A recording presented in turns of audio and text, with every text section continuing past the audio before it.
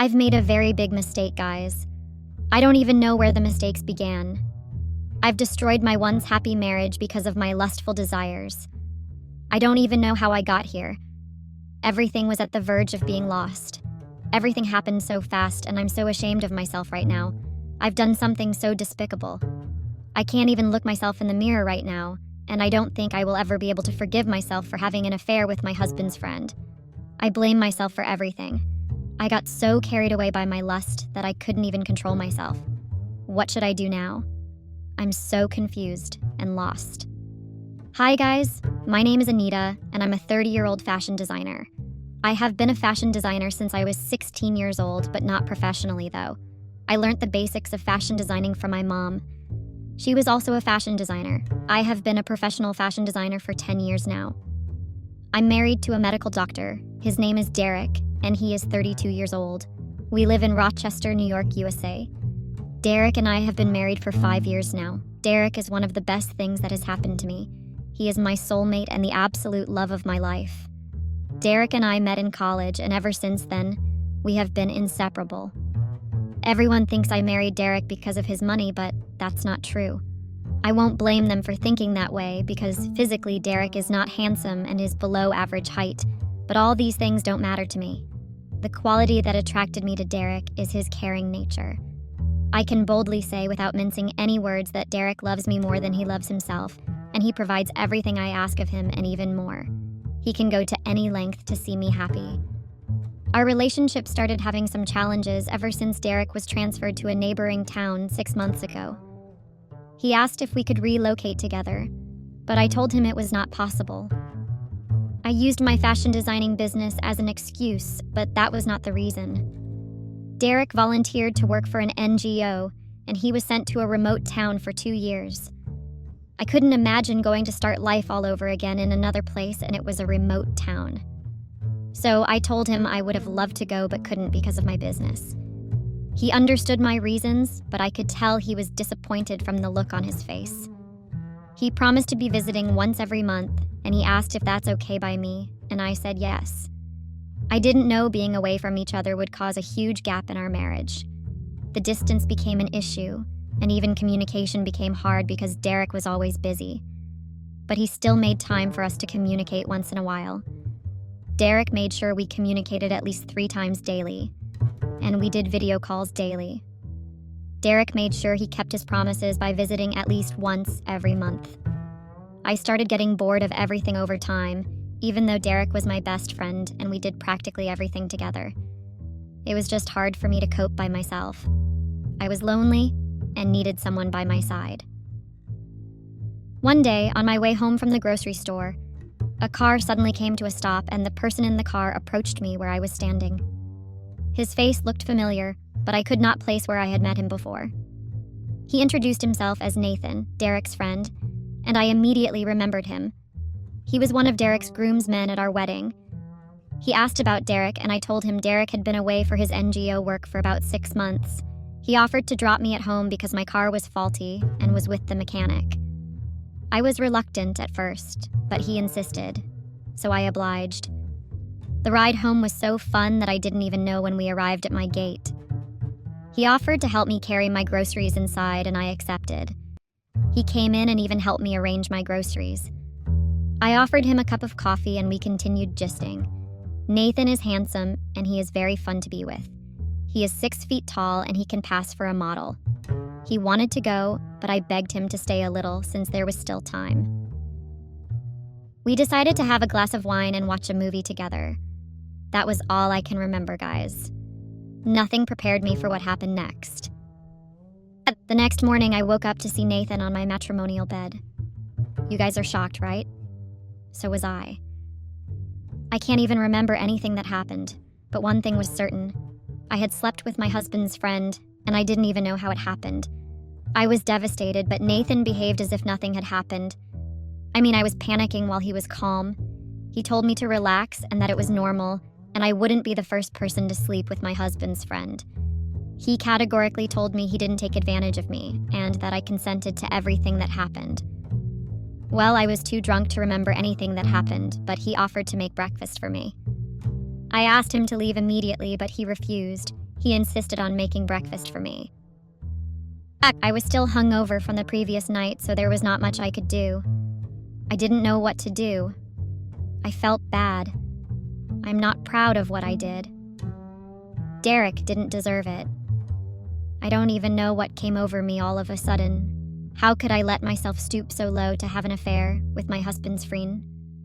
I asked myself that a lot because I didn't think Derek would ever forgive me for what I did. What he feared the most had happened. Derek has trust issues because of his past relationships. He always told me ladies come around him because of his money and end up cheating on him. I assured him that I'm different and that I would never do that to him. Initially, Derek doubted my love for him. He couldn't understand why I was him if not for his money, but slowly I gained his trust. I made him understand that there's more to a person than just looks, and I made see himself in another light. I can't believe I have broken that trust. How do I convince Derek that I got carried away? I know he would think I'm just like the rest of his exes. I was so scared because I knew how wrong I'd been. I was still thinking of what to do when Nathan walked in with a food tray in his hand. I was furious, but I couldn't bring myself to ask him to leave. He offered me breakfast, and I ate. He consoled me and told me everything would be fine. I feel so bad right now because even though I could have stopped, I kept making the wrong choices. My affair with Nathan continued and knew what I was doing was wrong, but I couldn't bring myself to stop. Nathan and I became so close that he moved in with me. Derek could no longer visit once in a month like he used to because he became very busy with work, but he made sure we still communicate every day. Whenever he called, Nathan would excuse me so I would be comfortable talking to Derek. It felt weird at first, but with time, I got used to it. One day I got a call from Derek. He told me he had a surprise for me. I thought he had sent a package for me as usual, but I was wrong. He asked me to open the door, and I hurriedly ran towards the door, but nothing prepared me for the shock I experienced when I opened the door and saw Derek. I froze for seconds, and he had to tap me to bring me back to reality. He could tell I wasn't thrilled to see him. He asked why I wasn't happy seeing him, and I knew I would get caught if I didn't act fast, so I had to come up with something. I wanted to lie about being sick, but I remembered Derek was a medical doctor and I couldn't get away with it. So I had to come up with something else. I lied to him that I was having menstrual cramps. He knew how bad my cramps were. So he asked me to take a rest and just relax. Everything was going well, and I was so lost enjoying the pampering I was getting from Derek that I didn't have time to think about the mess I was in. Nothing prepared me for what happened next. Derek went upstairs to change his clothes and stumbled on Nathan's things in his closet. From clothes to singlets and boxers. He was furious, and I could hear it from the way he spoke to me. At that moment, I wanted the ground to open so I could just disappear. I knew that could be the end for me. I wanted to confess, but I knew that Derek would not forgive me if I confessed to him that I was having an affair with his friend. I didn't confess to Derek, and I didn't get caught. I lied to Derek when he asked me about the things he saw in his closet. I told him those things belonged to my brother. I told him my brother was in town for work. He asked why I never mentioned it to him, considering the fact that we spoke every day, but I told him it must have skipped my mind. He asked why my brother's things were in his closet, and at that moment, I knew he was not buying my lies and he wasn't going to back down. I told him my brother had been busy with work, so I was just helping him to do his laundry. From the look he had on his face, I could tell he didn't believe every single thing I was told. I even had tears on my face and accused him of not trusting me. I'm so ashamed of myself, and I can't believe I stopped that low. He wiped my tears and apologized to me. He never mentioned anything about that matter again. I quickly ran out and called Nathan not to come back that Derek was back. I was thankful that Nathan was not at home when Derek returned. I thought it was the universe working in my favor. All through the time Derek was around, I was pretending to be happy. But the truth was that I was dying with guilt. Seeing Derek reminded me why I got married to him and why I rejected a lot of proposals just to be with him. I think it was at that point I knew the gravity of what I had done. Here is a man that can do absolutely anything for me. A man that went against his family just to be with me. A man that made sure he provided everything I ever asked of. He was the man that stood by me when everyone called me a gold digger. The very man that changed my life. How did I even bring myself to have an affair with his friend? I was so disconnected from everything. I'm just very tired. Derek noticed I was not myself and asked me countless times what was wrong, but I couldn't bring myself to tell him the truth. I was scared of what the outcome would be. I felt bad for betraying him. It wasn't a conscious decision, but how do I explain to him that it was loneliness that pushed me into the arms of his friend? Don't get me wrong, guys. I take 100% accountability for everything that happened, but I wouldn't have slept with Nathan if Derek hadn't been transferred. I could tell Derek was beginning to suspect me when I saw him snooping on our CCTV camera, but thank goodness I was smart enough to deactivate it anytime Nathan was around. Derek monitored every one of my steps, and he went as far as checking my phone, but I had deleted all my call logs and messages, which even raised his suspicion. I guess he was only looking for evidence before he could say something. He became more agitated when my brother never returned. You guys remember I lied to him about my brother being in town, right? I had to cover up with another lie. I told him my brother was called for work, urgently, in another town. Before Derek went back, he told me he would be resigning and he is planning on opening his own clinic so he would stop traveling and we could start a family. Derek and I had always wanted kids, but because of the nature of his volunteer job with the NGO, we couldn't have kids because he was always not around. We decided we would have kids when he was more stable, because he always told me he wanted to be part of our kids' lives. It was mixed feelings for me. On one hand, I was happy we could finally have kids. On the other side, I was sad about my affair with Nathan. Would Derek still have kids with me when he finds out I slept with his friend? I know he wouldn't. I know the man I married has an unforgiving spirit. He never forgave any of his ex-girlfriends that cheated on him. What more about me, his own wife? I knew how hard it was for Derek to finally be able to trust me, and it took a lot of work to get here. I can't believe I messed up everything. Derek went back to officially resign, and I decided to finally end things with Nathan. I decided to meet with Nathan outside my house, but I remembered some of his things were still in my house, so I called him over to break up with him officially. I told him it was over, and that I couldn't continue seeing him. He demanded to know the reason for the sudden change of attitude, but I told him it was not his business, and that he should get his things and get out.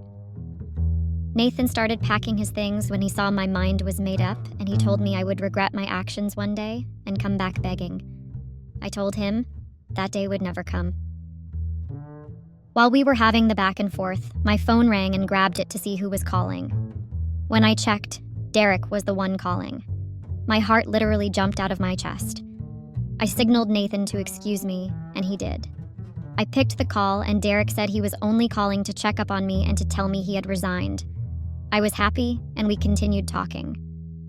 For a second, I forgot Nathan was still around. While I was still on the phone speaking with Derek, Nathan walked in and informed me with a very loud and angry voice that he had packed up his belongings and he was living. At that moment, I literally died. I guess he thought I was done with the phone call, because Derek and I don't usually speak for long because he is always busy with work. I was praying and hoping that Derek didn't hear what Nathan said, but unfortunately, my hope was dashed when Derek asked what Nathan was doing in our house. How could he identify the voice? I thought they were just casual friends. I forgot to tell you guys one thing about Derek. He never forgets a face or voice. That's one of his traits. I was trying to comprehend everything when he asked me for the second time what Nathan was doing in our home. I was too stunned to speak. I never knew I would get caught, at least not like that, and not when I just ended things with Nathan. I couldn't come up with a lie any longer, and my brain was blank. He told me he knew I was lying when I told him the clothes in his closet belonged to my brother, and that he even got more suspicious when he discovered that I disabled the CCTV camera. He said he knew I was cheating, but what he didn't know was that I was cheating with his friend. At that moment, I couldn't control my tears any longer. He asked me to leave his house before he got back.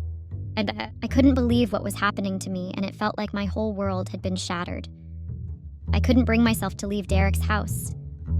I mean, where would I have gone from there? I knew there was no way I could go back to my parents' house. What would I tell them happened in the first place? I decided to forget all the consequences and wait for Derek. I thought he might forgive me when he found out it was loneliness that pushed me to cheat on him with his friend. but I was wrong. Derek was very furious when he arrived. I have never seen it that way before. He was even more furious when he saw me. He asked me what I was still doing in the house and threatened to call the police and tell them I was trespassing. All my pleading went on deaf ears. He asked me to take everything I came with to his house 5 years ago, and that I shouldn't take anything he bought for me, be it slippers or even hairpins. I went on my knees and started pleading. I begged him to forgive me and give us a second chance, but he was adamant about me leaving, and he didn't listen to everything I said. He promised to make life difficult for me. I tried everything I could, but Derek refused to listen. Worst of all was that I couldn't even call anyone to beg on my behalf because I would have to explain everything to them. I knew no one would understand my plight, not even my friends. They always told me how lucky I was to be married to such a loving, kind, and generous man. Derek made sure I lacked nothing all through our marriage. Money was never my problem. When I saw how adamant Derek was, I picked a few of my things and left, not knowing that was the last time I would step foot in our matrimonial home. I went to crash at my fashion store while I was hoping to squash things out with Derek the following day. I closed down the store temporarily and sent my workers away. I'm still trying to get my thoughts together and find out what to do. I need my husband back in my life. It is still a mystery to me how my life changed in a twinkle of an eye. I mean, how did I go from living in a luxurious mansion to now squatting in my store? Everything happened so fast it didn't make sense. It all felt like a dream, and I wanted to wake up from the nightmare so bad. After days of sleeping at my fashion store, I cried a lot when I realized what my life had become. I got so caught up in my thoughts that I didn't even know when I slept off the next day. I was woken up by the sound of my phone ringing, and it was our lawyer calling. He said he wanted to see me, and I asked him to come to the store. I got the biggest shock of my life when our lawyer arrived with divorce papers. I couldn't believe my eyes. He asked me to sign the divorce papers, but I refused. I tried calling Derek, but I discovered he had blocked my line from reaching him. I decided to go see him at the house, but while I was preparing to go, some group of people arrived at the store, and the lawyer introduced them to me as the new owners of the store. I was flabbergasted, and it took all the little strength left in me for me to keep standing. Apparently, Derek sold my store and gave the proceeds to charity. I couldn't believe my ears, guys. Why would Derek do this to me? I never believed he was capable of such a dubious thing. I know he was the one that opened the store for me with his money after we got married, but I was the one that worked hard to make it what it is now. How can he just throw away my hard work? His name was on the ownership documents, but I never imagined us getting divorced. The new owners of my store gave me 24 hours to vacate the store. I was grateful because 24 hours was more than enough for me, because I thought I could make Derek forgive me and change his mind. I left the store for Derek's place, but I got another shock of my life again. Derek had sold our house and I was not allowed in. It was at that point I knew I had lost everything. I didn't have time to feel sorry for myself anymore, because I knew Derek had made up his mind to frustrate me. I tried calling him several times, but it never went through. I signed the divorce papers and decided to move on with my life. I left the store and decided to move to a hotel. I got another shock when my card was declined. Apparently, Derek has striked again. This time, he wiped everything from our joint account because we operated a joint account together. I was the one that suggested the idea because Derek earned more and it made me have access to his money and could go shopping anytime I wanted. I faced the biggest embarrassment of my life that day, and the hotel receptionist wanted to make a scene. I had to leave before things escalated. Here I am, guys, homeless, divorced, and penniless. I can only get the alimony when the divorce is finalized. It dawned on me at that moment that my life was over. I used my hands to ruin my life. With all hope being lost and me not having anywhere to go, I decided to contact Nathan. At first, he refused to pick up my call, but picked it up when I continued calling. I asked if we could meet so we could talk, but he told me he was busy and didn't have time. I told him everything that had happened to me and that I was homeless and needed a place to stay urgently. He told me he wasn't in town. I asked if I could go to his house, and he said that his girlfriend was around. That was another huge shocker for me. He told me he has a girlfriend now and that I should move on with my life. He told me he was only having fun with me and that it was nothing serious. Nathan went on to tell me how he once met Derek at a bar and they were gossiping about women and how they cheated. According to him, Derek had been singing my praises, that he knows I can never cheat on him, and that he trusts me with his life. So, he decided to experiment and see if what Derek was saying was true, and unfortunately, I fell easily for his tricks. Guys, listening to Nathan made me realize how loose I was. I felt dirty at that instant and asked myself how I allowed myself to fall for his cheap tricks. No matter how hard I tried, I couldn't forgive myself for the mistake I made. I was so mad at myself that I fell into depression. Nothing made sense to me again. I couldn't even reach Derek so I could apologize for breaking his trust and causing him pain. I decided to pick up what was left of my life. I went back to my parents' house in Chicago, where I joined my mom in her store. The news of my infidelity soon spread like wildfire across the town. Life never made sense to me again. Can you guys imagine that a few months ago, I was living like a queen in a big palace, and now I'm back in a small town where I have to depend on my parents for everything. I couldn't even afford to buy myself things as little as underwear. My life became a horror movie from the day I had an affair with my husband's friend. The lust was never worth it, and it would never be worth what I lost. I regret everything, but it's too late now, and I know it. I wish I never went out shopping for groceries on that fateful day. I wish I never met Nathan or even fell for his tricks. That was how I ruined my marriage and life. That's my story, guys. I hope we all learn to be faithful to our partners, and most importantly, we should never bite the hand that feeds us. I guess everyone knows this except me.